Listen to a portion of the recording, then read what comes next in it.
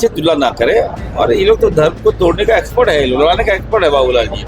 और धीरे धीरे देखिए, पहले तो बाबूलाल जी सेकुलर थे और जब से भाजपा में आए हैं एकदम जहर उगल रहे हैं।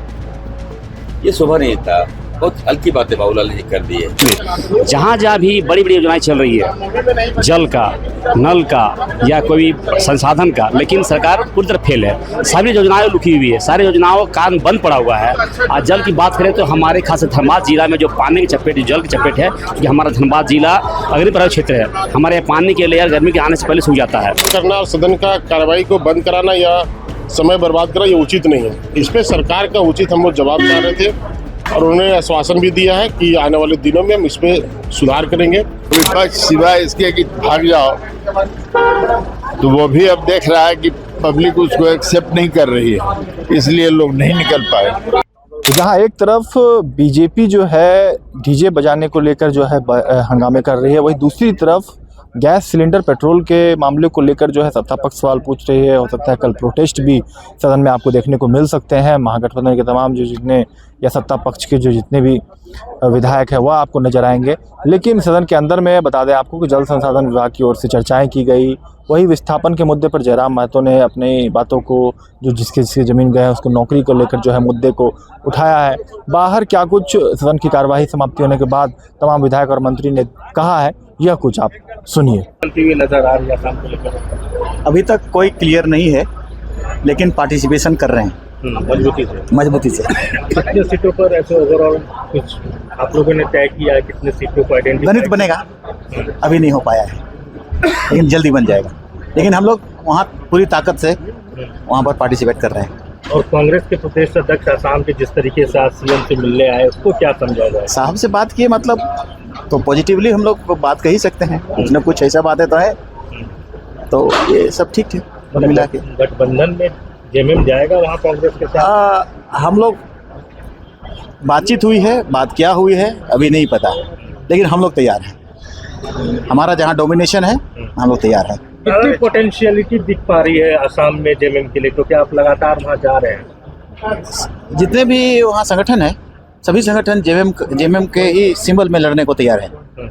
जेएमएम लड़ेगी वहाँ, जितने भी संगठन है, तो स्टूडेंट विंग या तो जय भारत पार्टी या तो और वुमेन्स का विंग या कोई छोटा छोटा विंग, जितना भी है एवरीबॉडी कंबाइंड है उसको और सपोर्ट है। ये कहा जा रहा है कि ईद के बाद तमाम जो जेएमएम के मंत्री हैं कोटे में, वो लोग वहाँ कैंप करेंगे। सरकार ये कभी आज तक कुछ गलत किया ही नहीं, तो विपक्ष सिवाय इसके कि भाग जाओ, तो वो भी अब देख रहा है कि पब्लिक उसको एक्सेप्ट नहीं कर रही है, इसलिए लोग नहीं निकल पाए। अच्छा, इन लोगों का कहना है कि जल संसाधन विभाग को लेकर कि कई सारी जो परियोजनाएं हैं अधूरी पड़ी हुई हैं। अधूरी पड़ी हुई हैं, तो जो बोल रहे हैं वो 20 साल में क्या किए, वही बतावें कि आप 2000 से लेके 3-4 टर्म क्या किए। ये तो सिर्फ कहने की बात है। शिकारी आएगा, जाल बिछाएगा, दाना डालेगा, लोग से इसमें फंसना नहीं, और खुद फंस के और उसी में है, तो इसको क्या कहा जाएगा। अगर लोग मरेंगे तो जिम्मेवार कौन होगा? ये तो टॉपिक होना ही नहीं चाहिए। बाबूलाल जी तो काफ़ी सीनियर हैं और इस तरह की हल्की बातें कर रहे हैं। सोनू निगम ने ये बातें कहा था, सरेआम माफी मांगा। अजान दूसरा चीज है। अजान को आप डीजे से कम पे कैसे कर लेते हैं? डीजे तो मुस्लिम लोग भी बजाता है, हिंदू वर्ग भी बजाता है, आदिवासी वर्ग बजाता है, वो तो अदर थिंग। रिलीजन से तुलना ना करें। और ये लोग तो धर्म को तोड़ने का एक्सपर्ट है, लड़वाने का एक्सपर्ट है बाबूलाल जी। और धीरे धीरे देखिए, पहले तो बाबूलाल जी सेकुलर थे और जब से भाजपा में आए हैं एकदम जहर उगल रहे हैं। ये शोभा नहीं था, बहुत हल्की बातें बाबूलाल जी कर दी है।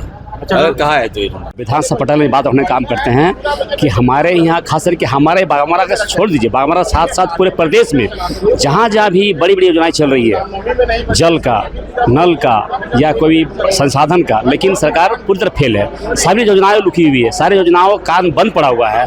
आज जल की बात करें तो हमारे खास धनबाद जिला में जो पानी की चपेट, जल की चपेट है, क्योंकि हमारा धनबाद जिला अग्निप्रद क्षेत्र है, हमारे यहाँ पानी के लेयर गर्मी के आने से पहले सूख जाता है।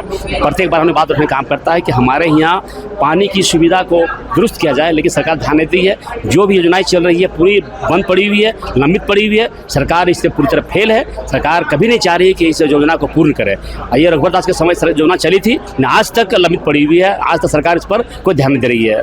इसलिए मैं सरकार से मांग करता हूँ कि आप गर्मी से पहले हमारी जितनी योजना पड़ी हुई है, जितनी योजना लंबित है, अविलंब चालू किया जाए और उसे पूर्ण रूप से चालू किया जाए। बहुत ही महत्वपूर्ण विषय है जल संसाधन विभाग, और आज जल के बिना कल भी नहीं है। और ऐसे बहुत महत्वपूर्ण विषय पे दोनों तरफ से डिबेट चला। हम लोगों की तरफ से रोशनलाल जी ने, मनोज यादव जी ने और तिवारी जी ने हम लोग की तरफ से डिबेट किया, और एक हेल्दी डिबेट हुआ। यहाँ पे सरकार को बहुत सारे दिशा निर्देश दिए गए, बहुत सारे सुझाव दिए गए। और जल संसाधन ऐसे विभाग पे हल्ला गुल्ला करना और सदन का कार्रवाई को बंद कराना या समय बर्बाद करना, ये उचित नहीं है। इस पे सरकार का उचित हम लोग जवाब चाह रहे थे, और उन्होंने आश्वासन भी दिया है कि आने वाले दिनों में हम इस पे सुधार करेंगे। निश्चित रूप से झारखंड एक पठारी क्षेत्र है, यहाँ के जो बरसात में पानी आता है कोई स्टोर नहीं होता है और बह के निकल जाता है। वैसे स्थिति में जलाशय, छोटे छोटे जलाशय को बना करके पानी को स्टोर करना और उसको किसानों तक पहुँचाना, ये लक्ष्य है। अच्छा, कई सारी जो जल परियोजना है वाकई में बंद। आपने सुना होगा कि बहुत सारे जल परियोजनाओं के बारे में सरकार को ध्यान आकृष्ट कराया गया और उसके बारे में पूछा गया, बताया गया। उनको मंत्री ने आश्वासन भी दिया कि आने वाले दिनों में हम इसको पूरा करेंगे।